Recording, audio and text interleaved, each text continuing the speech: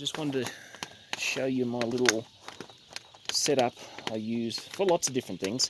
So underneath here, it's kind of like a rocket stove in that it's tall, and I can burn little twigs and bits of wood and whatever, and it's got a lot of draft, so it burns very hot and, you know, I guess efficiently, because it actually, you know, it's not a lot of smoke. So that's good for a couple of things. I'll use this if I need to boil some water off grid, you know, for taking a bath, or just I need to boil a lot of water. Put a big pot on top of that, and I will boil that water very quickly. So it's good for that. Efficient way to do it. And what I'm doing here, I've actually got a pressure cooker on top. Now this might be dangerous, so don't go doing this, you know, unless you understand what the dangers are. In that, obviously I'm creating steam, I'm building up a little bit of pressure. I've got a couple of pipes here. One, this is just a rubber pipe, it can pop off, and the same with this one here. It's a another rubber, that's a safety, so that can pop off fairly easily. But anyway, don't try this at home. And I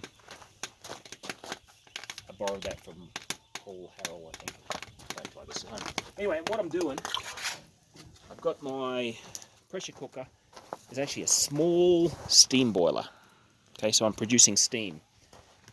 We used to use something almost exactly like this, same size, in Australia, to produce steam for a mobile beekeeping extraction plant. So I would be running my hot knives, which is used to decap the combs of honey, and I would be running my heating elements down in the extractor, you know, to keep the honey nice and warm and liquid,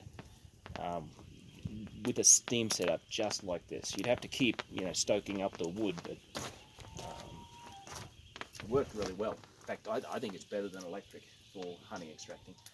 Anyway, so the way this works is, and what I've used this for here is when I was working for the ranch, a lot of times we had stock tanks that would freeze up either on the drain or on the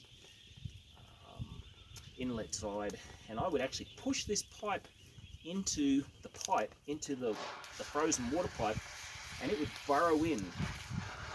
So this here is a solid chunk of ice, and it very quickly, with that steam, it very quickly heats it and burrows down into it.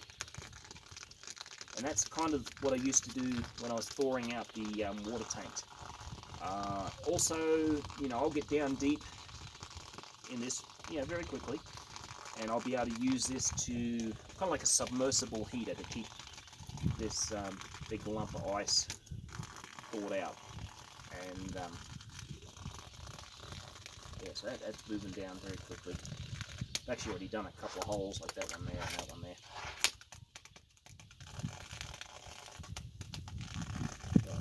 Anyway, that's my handy dandy